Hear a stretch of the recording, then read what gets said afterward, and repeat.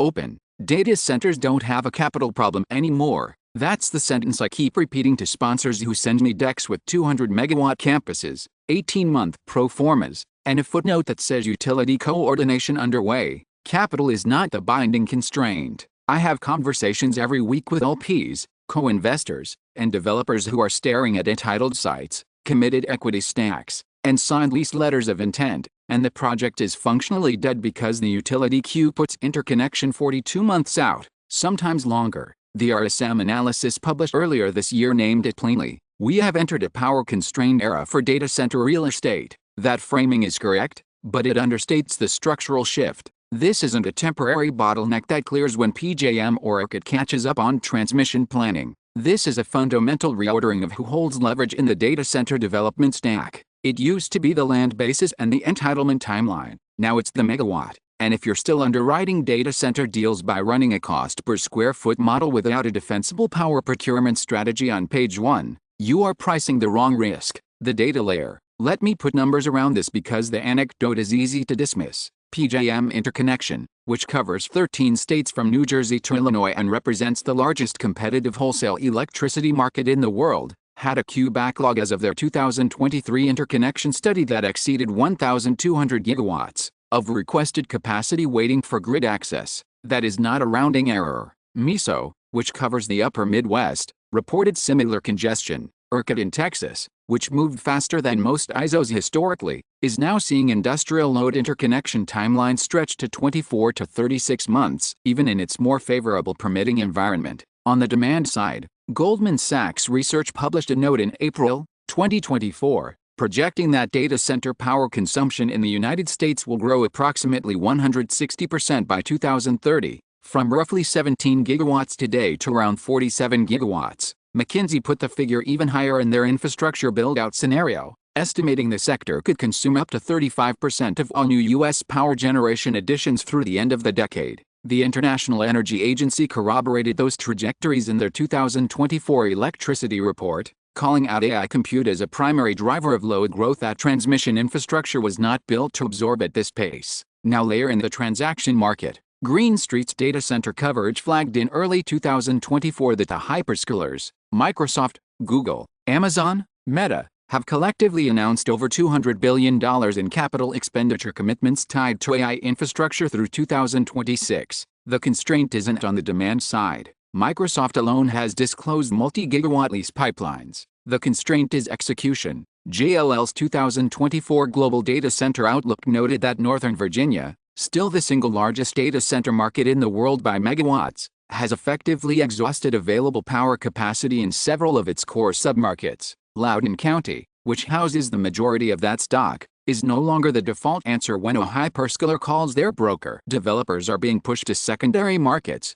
Columbus, Phoenix, Atlanta, San Antonio, the Carolinas, markets that look attractive on land cost but often have their own queue problems that don't show up until you're 18 months into the entitlement process. Real Capital Analytics data through mid-2024 shows data center transaction volume remains elevated relative to other commercial real estate sectors. Cap rates for stabilized, powered shell assets have compressed into the high 4s to low 5s for top-tier product, but the spread between stabilized and development stage assets has widened. That spread is the market pricing power risk. It just isn't naming it that way yet. The mechanism. Why is this happening now, at this speed? 3 forces converging. First, AI training and inference workloads require a density of compute that is categorically different from traditional enterprise IT.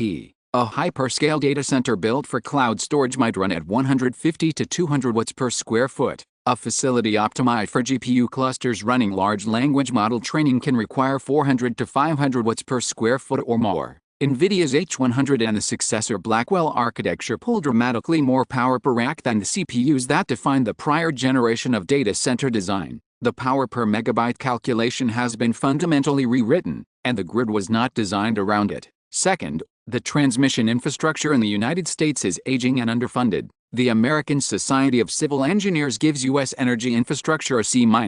The average age of a large power transformer in the U.S. is somewhere between 25 and 40 years. Replacing a large transformer currently has a lead time of 12 to 24 months. Those are not typos. The bipartisan infrastructure law allocated capital toward grid modernization, but permitting reform for transmission lines has not moved at the same pace as the capital commitments. A new high-voltage transmission line in the U.S. currently takes, on average, 10 years to permit and build. That is the structural ceiling. Third, the renewable energy build-out, which data center operators are under significant ESG and contractual pressure to pursue, adds its own queue complexity. Power purchase agreements for solar and wind require their own interconnection studies. When a developer wants to claim renewable attribution for their facility through a PPA, they are often competing for interconnection slots with the same solar projects they're trying to contract with. The queue problem is recursive. The net result, the developers who have durable competitive advantage in this cycle are the ones who control the power infrastructure directly.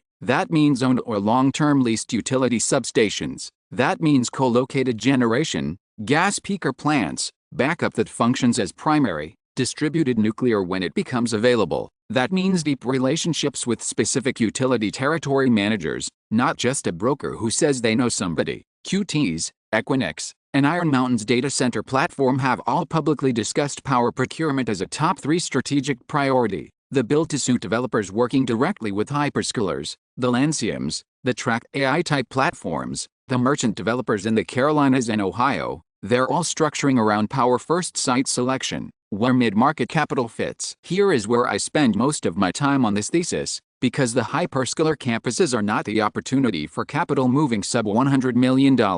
The opportunity is in the infrastructure layer that makes those campuses executable. Specifically, 3 subsegments. 1. Powered shell and campuses in secondary markets with secured utility commitments at 20 to 80 megawatts. Not speculative land. Not 500 megawatt master plans. Sites where a developer has cleared the interconnection queue, has a signed service agreement with the utility, and is building to a signed or near signed tenant. The bid-ask is still wide because developers who controlled land early are anchored to valuations that assumed 2021 cap rate compression continues. It doesn't, but the deals that have actual power commitments are genuinely scarce and worth paying for. 2. The substation and switchgear layer. There are operators acquiring utility-adjacent infrastructure, substations, easements, transmission rights, that they monetize through capacity leases to data center developers. This sits at the intersection of real estate and energy infrastructure. Deal sizes in the $15 to $60 million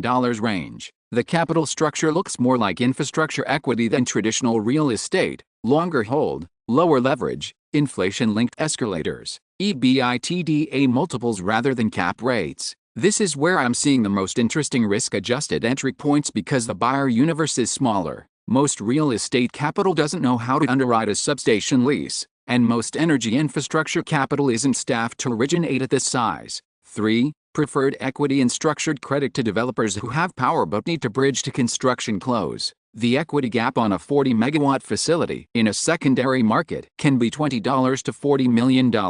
If the developer has a utility service agreement in hand and a signed LOI from a tenant with creditworthy covenant, the structural risk on a senior preferred position is manageable. These deals don't come through traditional channels. They come through the developers who are actually building. Counterpositions and risks. The bears are not wrong about several things, and I want to name them specifically. The hyperscaler concentration risk is real. A meaningful portion of the absorption driving data center development is coming from a handful of counterparties: Microsoft, Google, Amazon, Meta. If AI capital expenditure cycles faster than anticipated, or if inference efficiency improves dramatically, meaning more compute per watt through software optimization, demand projections compress. Anthropic and OpenAI have both published commentary suggesting that inference efficiency gains could reduce the compute intensity of equivalent workloads over time. That is a legitimate risk to the long-term demand curve. Additionally, the secondary market thesis carries its own execution risk. Markets like Columbus or San Antonio have lower barriers to new supply than Northern Virginia. If the utility constraint in Northern Virginia resolves faster than expected through transmission upgrades or demand-side flexibility programs, some of the secondary market premium disappears. Basis matters. Finally, the regulatory environment for co-located generation, particularly natural gas, is tightening in some utility territories. Virginia's Clean Economy Act, PJM's evolving capacity market rules, California's interconnection standards, all of these create jurisdiction-specific legal risk that needs to be underwritten deal by deal. There is no clean national framework here. You need local counsel and utility counsel, not just real estate counsel. The position I'm taking: I am not chasing the 200 megawatt campus pitch. I've passed on several this year that had compelling pro formas and no power. What I'm actively evaluating right now breaks into two lanes. First, I'm in diligence on a mid-market preferred equity position with a developer operating in the Carolinas, specifically a submarket in South Carolina where Duke Energy has been more responsive to industrial load growth than most Southeast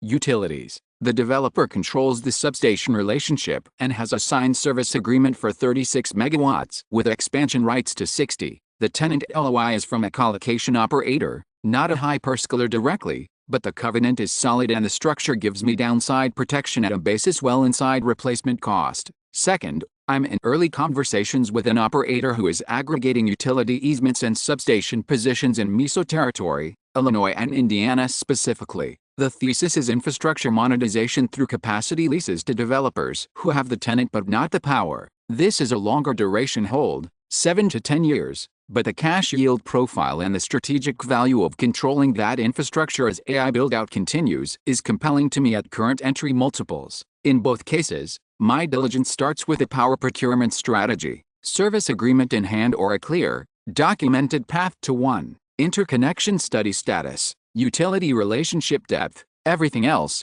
the real estate basis, the tenant credit, the construction timeline, runs through the filter first. Close. The data center market has been repriced as a capital story for 2 years. It's actually a power story, and it's been a power story since the moment hyperscaler AI capex commitments started moving faster than transmission permitting timelines. The developers who survive this cycle control megawatts, not just megabytes, for mid-market capital. That means the opportunity is not on the headline campus deals, it's in the infrastructure layer underneath them, secured power positions, substation adjacent assets, and structured credit to developers who have solved the hard problem. If you're working on that layer, or you have a deal that starts with real power procurement documentation, not a utility pre-application, DM me at DeBrody Official. I'll look at everything that comes through there personally.